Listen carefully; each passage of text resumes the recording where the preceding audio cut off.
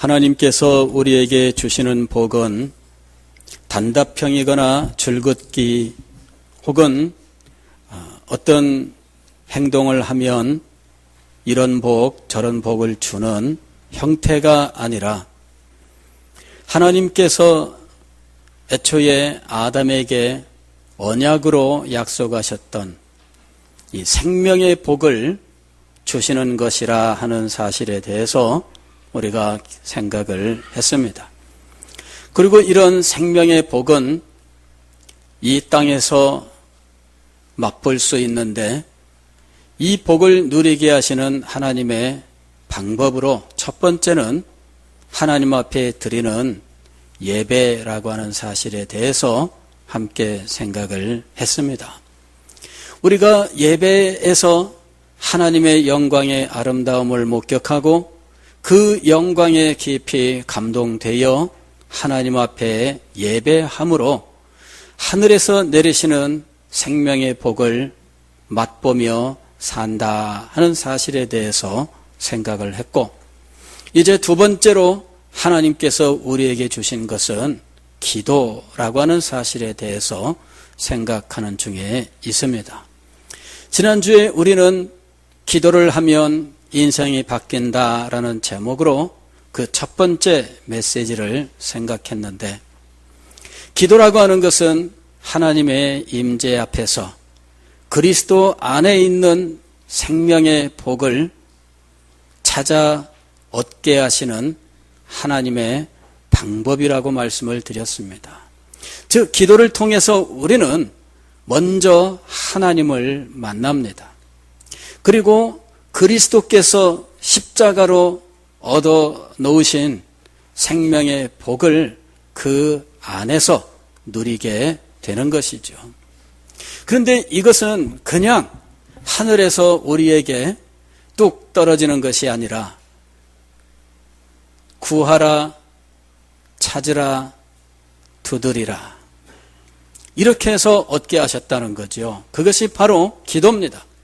기도를 통해서 우리는 하나님께서 우리를 위해 예비하신 모든 풍성한 축복들을 받아 누리게 됩니다. 그리고 그 기도를 통해서 우리는 인생이 변화되는 놀라운 경험을 하게 되는 것입니다. 오늘 우리가 읽은 창세기 28장의 주인공은 야곱입니다.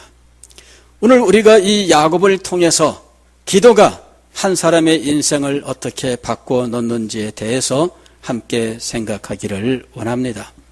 성경에는 수없이 많은 인물들이 등장하고 있는데 우리는 이 위대한 신앙의 인물들의 삶을 살펴보면 그 삶이 곧 기도의 삶이라고 하는 사실을 알 수가 있습니다.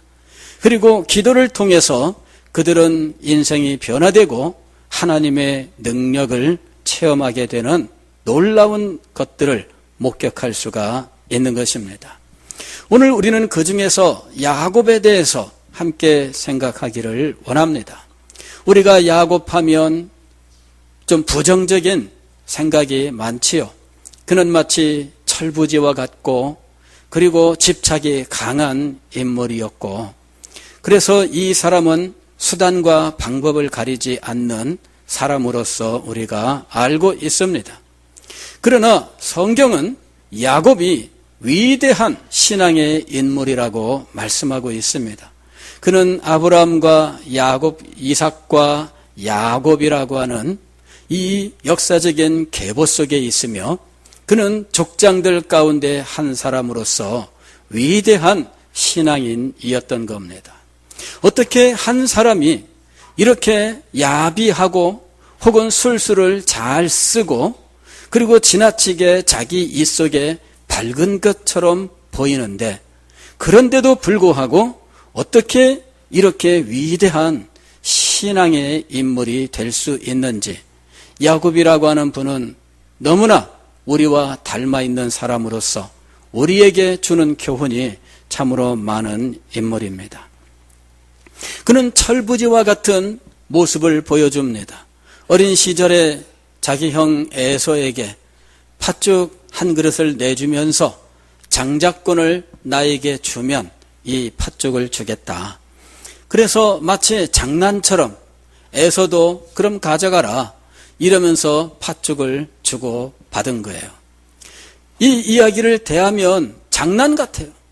아니 장자권 그것이 그저 팥죽 한 그릇에 서로 말 한마디로 주고받을 수 있는 것입니까? 그런데 마치 장난처럼 주고받는 거예요. 그리고 나중에 아버지 이삭이 나이 많아 늙고 눈이 멀게 되었을 때 이제 얼마 남지 않은 자신의 생을 생각하고 자기가 정한 축복의 사람에게 축복하기 위하여 그 사람을 불러들였는데 그 사람은 바로 에서였던 거예요. 근데 야곱이 마치 에서처럼 꾸미고 들어가서 대신 축복을 받습니다. 이것도 마치 장난 같아요. 아니 뭐 이런 일들이 있나. 기도를 하고 난 다음에 잘못했다는 사실이 드러났습니다. 에서가 뒤늦게 나타나서 아버지 축복해 주세요. 그러니까 조금 전에 왔다 간 애는 누구냐. 아니 저는 이제 왔습니다. 그러냐 그러면 야곱이 축복을 받은 모양이구나. 그러면은 앞에 했던 축복은 무효. 이제 새로 하마. 이럴 것 같은데 아니 이삭이 먼저 이 야곱한테 축복할 거 하나도 남김없이 다 해버렸으니까 너를 위해서는 할 말이 없다 이렇게 돼버린 거예요. 이것도 장난 같아요. 오늘날 우리 같으면 그까짓 거 몰라서 그런 거니까 또 저쪽에서는 소위 말하면은 사기를 친 거잖아요. 그러면은 모든 건 무효 이렇게 될 법한데 또 그것도 아니에요. 그래서 우리는 지금 이 야곱의 생애를 볼 때 상당히 장난스럽고 혹은 철부지와 같은 이런 모습들 이것들이 그 삶의 모습이라는 거죠. 그래서 일단은 야곱의 생애는 부정적으로 우리에게 다가옵니다. 또 외삼촌 라반의 집에서 물론 자기도 속임을 당하죠. 7년 동안 열심히 일하면은 네가 좋아하는 딸 라헬을 네게 주겠다. 이리 약속을 했는데 야곱이 얼마나 기쁘게 일을 했는지 7년을 하루같이 성경은 그렇게 기록하고 있어요. 7년을 하루같이 얼마나 기쁘게 콧노래를 불러가면서 일을 했는지 7년 후에 외삼촌 라반이 약속대로 이제 결혼시켜주마 해가지고 결혼식을 다 치르고 초약까지 지냈습니다. 아침에 눈을 떠보니까 자기가 신부라고 생각했던 사람이 라헬이 아니라 그 언니 레아였던 거죠. 이것도 무슨 장난도 아니고 이게 뭡니까? 아니 야곱 같은 사람이 어떻게 또 속아 넘어갔는지. 이래서 결국은 이 외삼촌이 우리는 첫째 놔둔 채 둘째 보내는 거 시집 보내는 거 우리 법이 없어. 그러니까 첫째 무조건 데려가야 되고 둘째 위에서 다시 한번 7년을 또 하자. 이래 가지고 7년을 또 봉사를 하게 된 거죠. 물론 결혼식을 7년 후에 또 한 것은 아니고 당장 라헬은 데려가고 7년은 꼼짝없이 네가 더 해라. 자, 그 다음에 7년 세월 끝나고 난 다음에 임금을 정해야 되겠는데 그저 외삼촌 라반이 자기 유리한 대로 하는 거예요. 그래서 수시로 임금 체계를 바꿔 나가는 거예요. 그런데 그런 그 와중에 이 야곱이 술수를 쓰는 장면이 나오잖아요. 흰 양들 다 분리해 놓고 이 아롱진 거 얼룩이나 검은 거 나오면은 내 겁니다. 그러니까 좋다 그렇게 하자. 그랬더니 그 얼룩이 검은 거 이거 생산시키려고 별의별 수를 다 쓰고.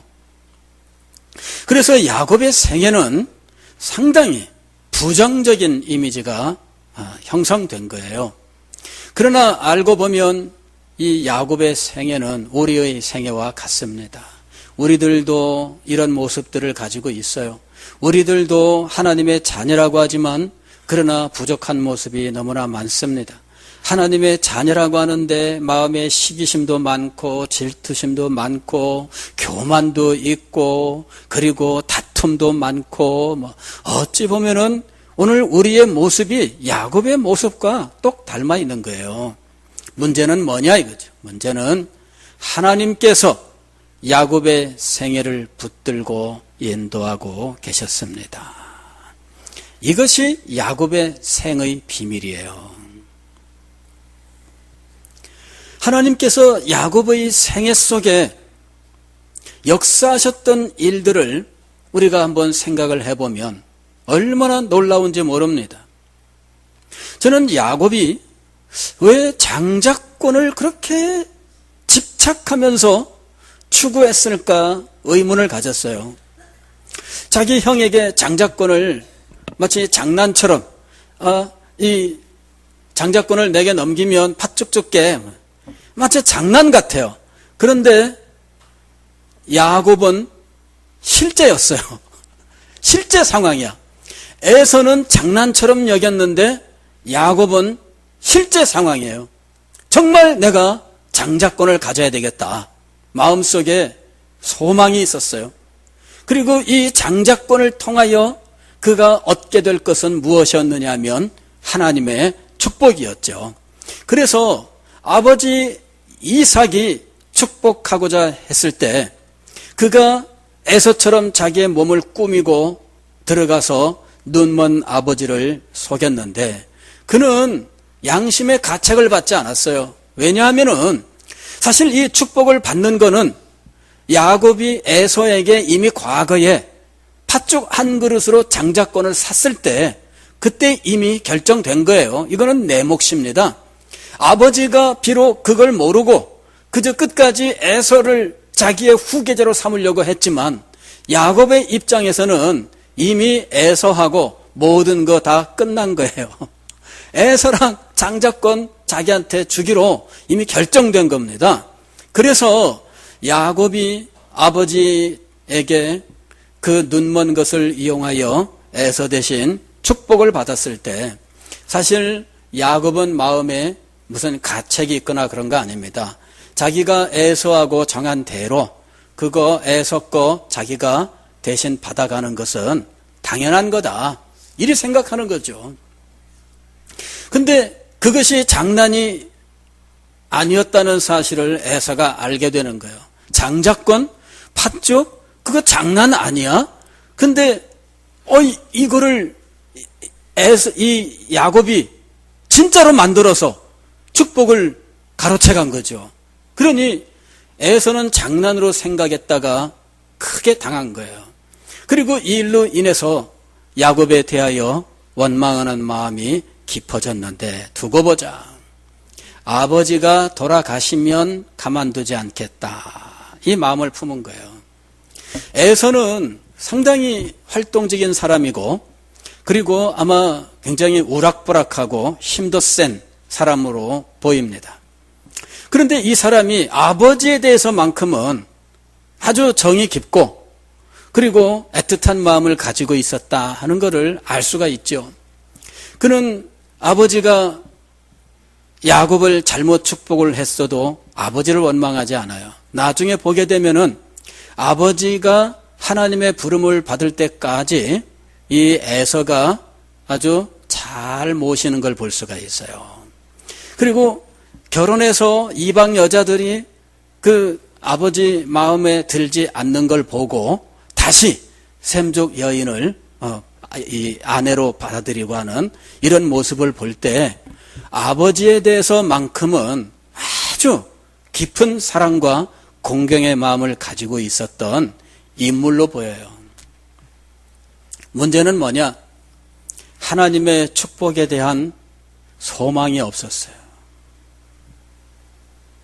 근데 제가 여기서 생각한 게 그거예요. 물론 쌍둥이라 할지라도 각자 기질도 다르고 생각이 다르고 인생이 다르다고 하는 것은 물론 그럴 수 있지만 근데 야곱은 장자권과 하나님의 축복을 소망했고 그리고 에서는 그 부분에 대해서 별로 그렇게 집착하지 않았던 모습을 보면서 이유가 무엇일까 궁금하게 여겼던 거예요. 제가 어느 날 그 비밀을 발견하게 되었습니다. 히브리서 11장 9절 말씀을 읽을 때 아브라함에 대한 말씀입니다. 그런데 아브라함은 믿음으로 동일한 약속을 유업으로 받은 이삭과 야곱과 더불어 장막에 거하였으니 라고 말씀하고 있어요. 제가 이 말씀을 대했을 때 어느 날 이거구나 깨달음이 왔어요. 아브라함이 이삭과 야곱과 더불어 장막에 거하였는데 동일한 약속을 유업으로 받은 사람들이라고 설명하고 있습니다. 여기 동일한 약속이란 무엇입니까? 아브라함이 하나님 앞에 받은 아브라함의 언약이에요. 이 땅을 너와 네 자손에게 주겠다. 그리고 네 자손은 하늘의 별처럼 바다의 모래처럼 창대하게 하리라. 그리고 너의 자손을 통하여 이 땅의 모든 백성들이 축복을 받게 될 것이다. 이것이 아브라함에게 주셨던 언약이었어요. 그리고 이 언약이 하나님께서 우리에게 주신 생명의 축복의 언약입니다. 그런데 이 언약을 동일하게 유업으로 받은 사람이 누구였느냐 하면은 이삭과 야곱이었어요.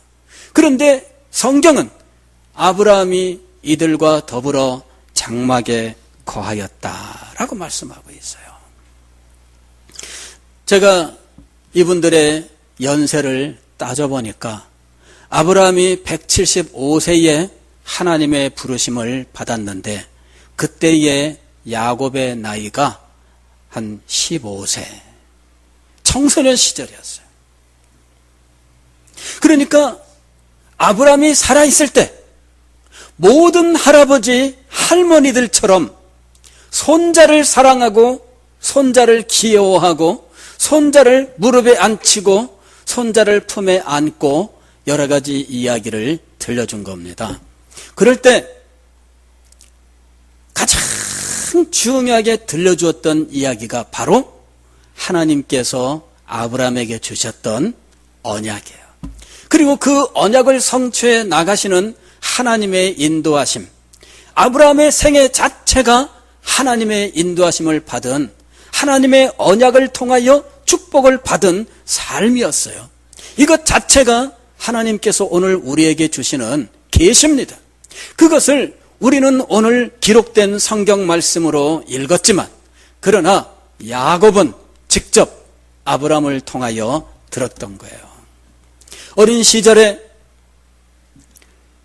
사랑하는 손자 품에 안고 손자에게 옛날 얘기처럼 들려주었던 놀라운 일들, 하나님의 언약을 받고 갈대아 우르를 떠나 갈 바를 알지 못한 채 정처 없이 가나안 땅에 도착한 일과 가나안 땅에서 기근을 만나 애굽으로 내려가고 다시 가나안 땅으로 돌아오는 과정에서 할머니 사라가 정절을 잃을 뻔한 사건도 있었고, 그리고 가나안 땅에서 25년 동안 언약의 자손이 없이 살다가 마침내 99세가 되어서 이삭을 낳겠다는 약속을 받은 일들, 그리고 1년 후에 이삭을 낳고 이 이삭이 하나님이 약속하신 언약의 자손으로 성장하여 계승자가 되는 이런 과정까지 이제 아브라함을 통하여 모든 말씀을 들을 때 그때마다 야곱의 눈은 변한 겁니다. 몽롱하게. 그리고 그의 머릿속에는 할아버지 아브라함의 생애와 그 가운데 역사하셨던 하나님의 은혜가 상상된 거죠. 마음속에 아브라함의 생애 속에 역사하시고 약속하셨던 하나님의 언약에 대한 동경심이 자라나게 된 거였습니다. 그러나 이것이 어떻게 자신의 것이 되는지에 대해서는 아직 알지 못했던 거죠. 야곱의 생애가 왜 철부지처럼 보였느냐? 그가 하나님의 은혜를 받는 방법을 바로 알지 못했기 때문이에요. 아브라함을 통하여 그가 배울 것은 다 배웠습니다. 문제는 뭐냐면은 그것이 아직 자신의 것이 되지 않았다 하는 거예요. 오늘날 우리도 자녀들을 양육하면서 믿음으로 아이들을 키우기 위하여 성경의 말씀도 들려주고 신앙생활의 원리들도 가르쳐 줍니다. 그러나 모태 신앙으로 이 모든 것들을 배우고 성장했지만 그러나 아직 자기의 것이 되지는 않아요. 야곱이 바로 그런 상황이었던 겁니다. 그런데 이 모든 교훈들을 자신의 것으로 삼게 되는 삶을 결국 살게 되는 거죠. 그는 결국 아버지의 집을 떠나야 했습니다. 형 에서가 호시탐탐 그를 노리고 있기 때문에 이제 집에 있지 못한 채 어머니가 외갓집으로 가라. 이래서 어느 날 새벽에 아직도 캄캄할 때에 그는 짐 싸들고 집을 떠나게 되는 거지요. 형 에서가 알고 쫓아올까 봐 정신없이 쉬지도 못한 채 하루 종일 길을 갔는데 그가 결국은 베델이라고 하는 곳에 이르러서 이제 더 이상 길을 갈 수 없는 캄캄한 밤이 되어 그곳에서 이제 야영을 하게 된 거죠. 그런데 잠든 야곱의 꿈속에 하나님께서 나타나셨습니다. 하늘이 열리고 사닥다리가 하늘로부터 땅까지 내려왔는데 천사들이 이 사닥다리 주변에서 오르락내리락하고 있었고 사다리 끝 하늘에서 밝은 빛 가운데 하나님께서 이제 야곱에게 말씀하셨어요. 야곱아, 나는 여호와니 너의 조부 아브라함의 하나님이요 이삭의 하나님이다. 내가 누워있는 이 땅을 너와 네 자손에게 주리니. 야곱이 할아버지에게 듣던 말이 들려온 거예요. 내가 누워있는 이 땅을 너와 내 자손에게. 할아버지에게 들었던 말씀 그대로예요. 하나님께서 약속하셨던 그 언약이 드디어 하나님께로부터 나에게 나타났구나. 네 자손이 땅의 티끌같이 되어 내가 서쪽과 동쪽과 북쪽과 남쪽으로 퍼져나갈지며 땅의 모든 족속이 너와 네 자손으로 말미암아 복을 받으리라. 어린 시절부터 야곱이 들어왔던 하나님의 약속, 그 언약, 아브라함의 생애를 결정지었던 그 영광스러운 약속이 지금 야곱에게 주어진 거예요. 이 말씀은 처음 듣는 말씀이 아닙니다. 할아버지로부터 수없이 들었던 말씀이에요.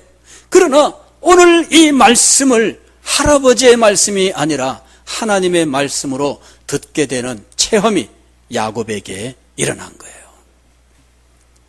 그러면서 하나님께서 지금 그 약속을 아브라함에게 그의 삶에 적용하셔요.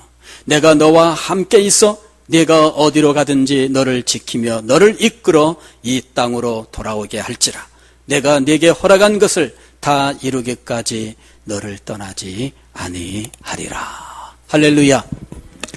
아브라함에게 들었던 언약을 오늘 나의 삶에 적용하시는 하나님의 말씀을 듣는 겁니다. 이 땅을 너와 내 자손에게 주겠고 그리고 땅의 모든 민족들이 너와 네 자손을 인하여 복을 받을 것이다. 그러면서 그 하나님이 내가 너와 함께 하겠다 하고 말씀하시는 거예요. 그 순간 야곱이 깜짝 놀라서 잠이 깹니다. 하나님께서 이곳에 계셨는데 내가 알지 못한 채 그만 정신없이 잠에 빠져 있었구나. 그날 밤에 하나님의 약속, 하나님의 언약을 다시 한번 묵상을 하고 잠들었는데 아침 일찍 잠이 깼습니다. 베고 누웠던 그 돌을 놓고 그곳에다가 향유를 부으면서 하나님 앞에 서원을 합니다. 하나님, 말씀하신 대로 저를 지키시고 보호하시고 인도하셔서 저를 이 땅 아버지 집으로 평안히 돌아오게 하시고 그 동안에 먹는 거, 입는 거, 저의 모든 삶을 지켜주신다면 하나님께서 나의 하나님이 되실 것이요. 이것이 언약입니다. 하나님의 언약에 대한 야곱의 응답이 이루어진 거예요. 나는 너의 하나님이다. 하나님은 저의 하나님입니다. 이렇게 하나님으로부터 야곱으로부터 이렇게 서로의 말씀 약속이 있어서 만나는 거죠. 그래서 야곱이 드디어 하나님을 나의 하나님으로 모시겠습니다. 그리고 제가 하나님 앞에 단을 쌓고 그리고 11조를 드리겠나이다. 이건 누구한테 배운 걸 걸까요? 누구한테 배운 걸 걸까요? 아브라함에게 배운 거예요. 아브라함이 가나안 땅에 들어와서 그가 행한 일이 무엇입니까? 하나님 앞에 단을 쌓고, 아브라함은 가나안 땅에 가서 어느 곳에 유숙하게 되면 그곳에서 단을 쌓고 하나님을 섬기는 일을 한 겁니다. 그러니 이제까지는 옛날 얘기처럼 들었던 그 말씀들을 야곱이 이제 자기의 믿음으로 행해야 될 일로 알고 하나님 앞에 지금 말씀드리는 거예요. 여호와께서 나의 하나님이 되실 것이요 내가 기둥으로 세운 이 돌이 하나님의 집이 될 것이요 또 하나님께서 내게 주신 모든 것에서 10분의 1을 내가 반드시 하나님께 드리겠나이다. 아직 율법이 11조를 계명으로 주지 않았던 시절입니다. 아직 10계명의 율법으로 주어지지 않았던 이 시대에 야곱이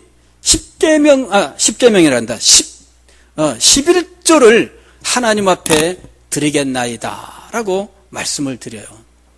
난데없이 왜 야곱은 11조의 약속을 하였을까? 그가 아브라함으로부터 말씀을 들을 때 멜기세덱에게 11조를 드렸던 사건을 들으면서 자기도 그런 소망을 마음속에 갖고 있었기 때문이에요. 그래서 야곱이 자기 할아버지에게 들었던 모든 이야기들을 다 기억하고 있다가 그 이전에는 그것이 그냥 옛날 이야기에 불과했어요. 그러나 지금은 이 모든 말씀들이 자기의 것이 되는 거예요. 그래서 하나님 앞에 11조의 약속을 하면서 이제 자기의 삶을 새롭게 시작하게 된 겁니다.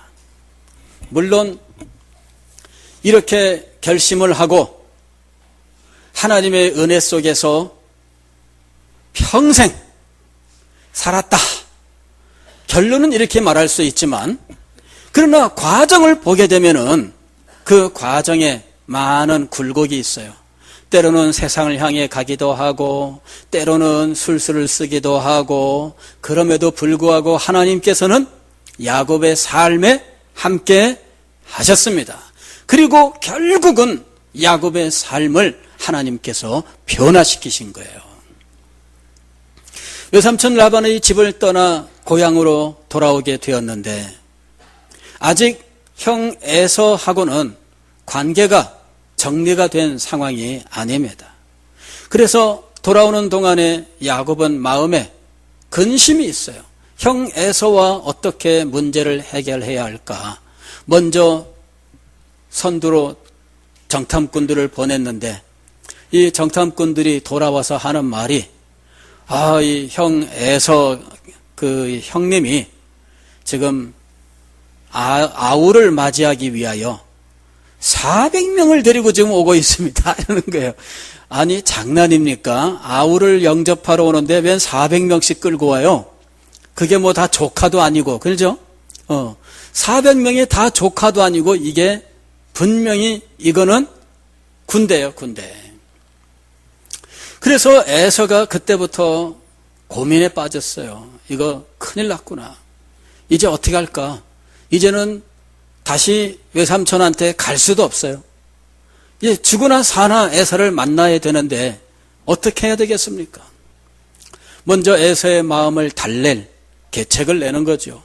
선물의 때를 한때 보내고 두 번째, 세 번째, 네 번째 보내고 자기 식구들도 둘로 나눠서 라헬의 식구들과 나머지 식구들 둘로 나눠서 먼저 보내고 두 번째로 보내고 그리고 같이 가다가 생각이 바뀌어요.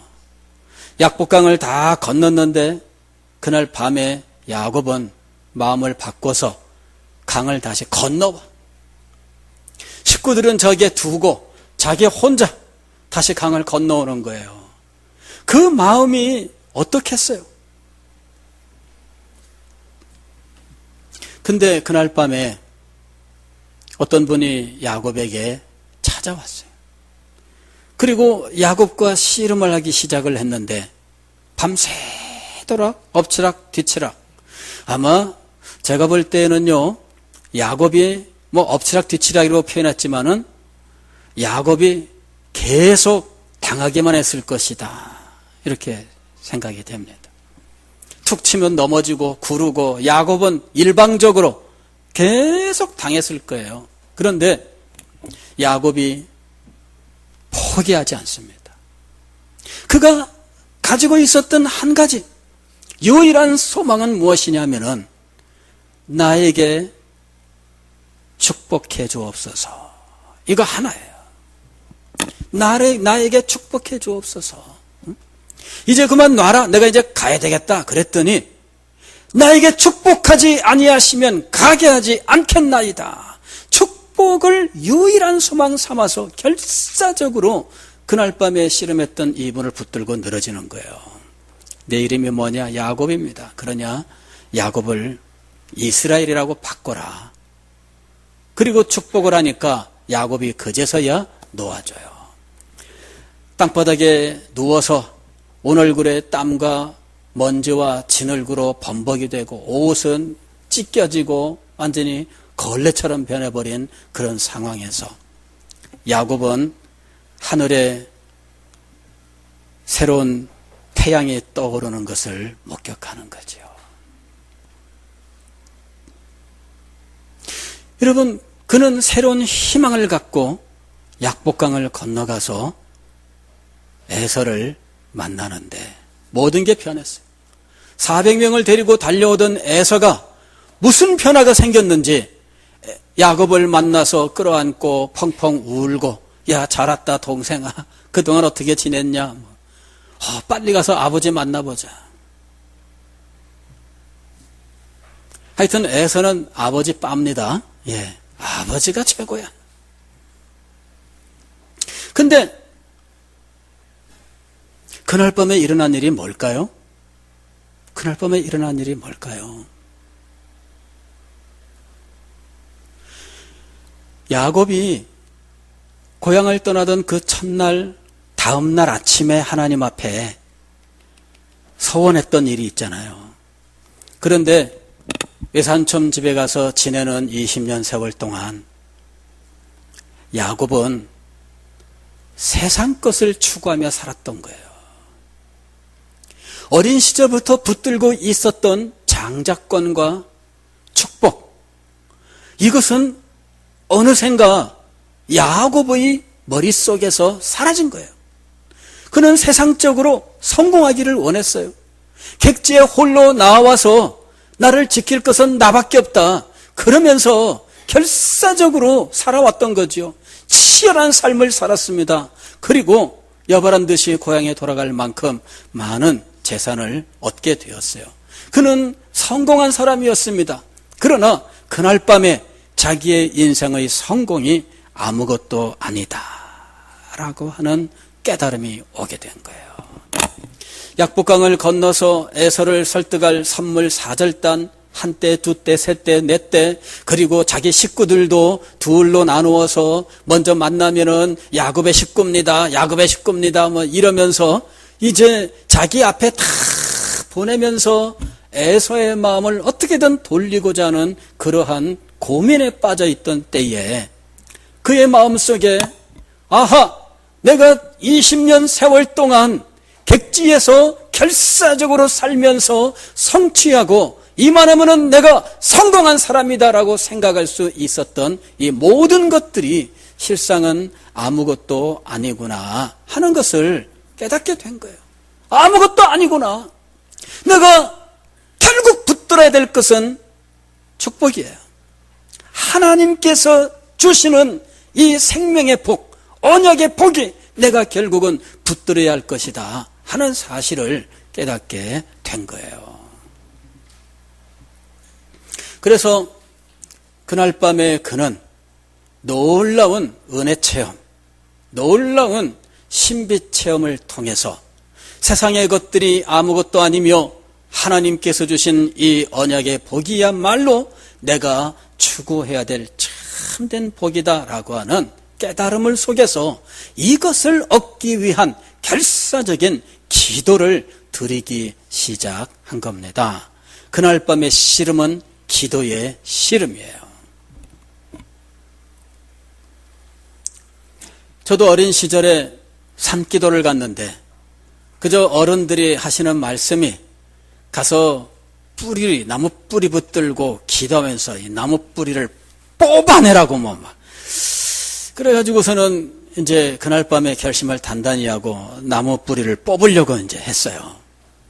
가가지고 땅속에서 올라온 뿌리가 이렇게 있길래 이 뿌리를 붙들고 기도를 했습니다. 주여, 끄떡도 안 해요. 주여, 밤새도록 이걸 잡아당겼는데 끄떡도 안 하대요. 나중에 보니까 소나무 뿌리예요. 소나무 뿌리. 여러분 기도할 때 소나무 뿌리 뽑으려고 하지 마세요. 소나무 뿌리는요 단단해. 움쩍달쩍도 안 하는데요. 세상에 이렇게 단단한 뿌리 난 처음 봤어. 그래가지고 이 뿌리 붙들고 씨름하다가 아침에 결국 뿌리를 못 뽑았네. 실망하고 내려왔습니다. 근데 여러분 그건 잘못된 기도입니다. 뿌리를 뽑는 게 목적이 아니잖아요. 그죠? 뿌리를 뽑는 게 목적이 아니라 사실 기도의 목적은 하나님의 은혜예요. 하나님께서 내 앞에 나타나셔야 돼요. 하나님께서 사랑의 손길로 내 머리를 만져주셔야 돼요. 하나님께서 사랑의 품에 나를 안아주셔야 돼요. 내가 하나님 앞에 부르짖고 내가 하나님 앞에 말씀을 드릴 때 하나님께서 나의 음성, 나의 그 모든 간구를 들으셔야 돼요. 그것이 기도의 목적이잖아요. 그래서 제가 그날 밤에 목표를 잘못 정한 겁니다. 기도는 하는데 무엇이 빠지기를 원했어요? 나무 뿌리가 빠지기를 원한 거예요. 목적이 잘못된 거예요. 기도를 하는데 이 기도를 통해서 하나님을 만나야 돼요. 하나님의 사랑을 받아야 돼요. 하나님의 약속을 받아야 돼요. 하나님의 능력이 임해야 돼요. 기도를 통해서 우리가 받아야 할 것이 분명히 있습니다. 이걸 제대로 붙잡고 간구해야 된다는 거죠. 야곱이 약복강 변에서 하나님 앞에 기도하던 그날 밤에 야곱에게 이것이 분명했던 거예요.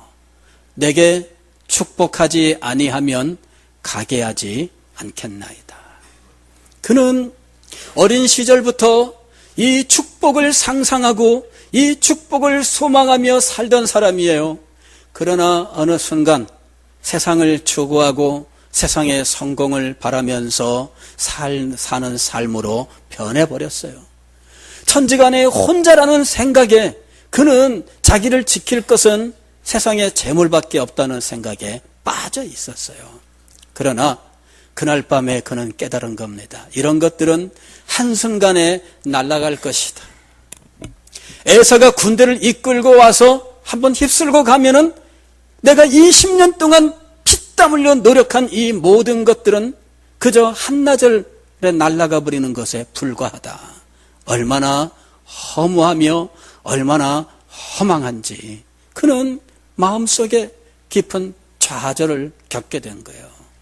그러면서 다시 그 마음속에 하나님의 축복만이 나에게 유일한 복이다. 이것을 깨닫게 된 거예요. 그래서 이 복 하나에 초점을 걸고 내게 축복하지 아니하면 가게 하지 않겠나이다. 결사적으로 매달려 기도한 겁니다. 야곱의 생애는 하나님 앞에 기도하는 생애예요.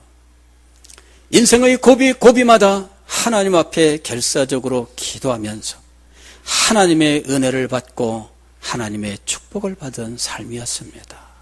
그러므로 그가 나중에는 애굽에 가서 바로 왕에게 축복할 만큼 영적으로 높은 수준에까지 성장할 수가 있었던 것입니다. 사랑하는 성도 여러분, 여러분에게는 마음에 소망이 있습니까? 여러분의 마음속에 반드시 얻기를 원하는 그 간절한 것이 무엇입니까? 그리고 그것을 얻기 위하여 여러분들은 지금 무엇을 하고 계십니까? 야곱의 생애를 살펴보세요. 세상의 것을 추구하고 세상의 것을 성취하여 그것으로 자기를 치장한들 영혼에 무슨 만족이 있으며 육신에 무슨 만족이 있겠습니까? 그것은 바람이 불면 날아가는 거예요. 이 세상 풍파가 치면은 다 떠내려가는 것에 불과합니다. 영원한 것, 하나님께서 주시는 하늘의 복, 신령한 은혜만이 우리가 간구해야 될 참된 축복인 것입니다. 이것을 얻기 위하여 하나님께서 우리가 기도하기를 원하시는 겁니다. 기도하는 사람. 여러분, 하나님께서 여러분에게 주기로 작정하고 계시는 그 크고 영광스러운 것들을 기도를 통해서 찾아 얻어 누리는 삶이 되시기를 주의 이름으로 축원합니다. 기도하겠습니다.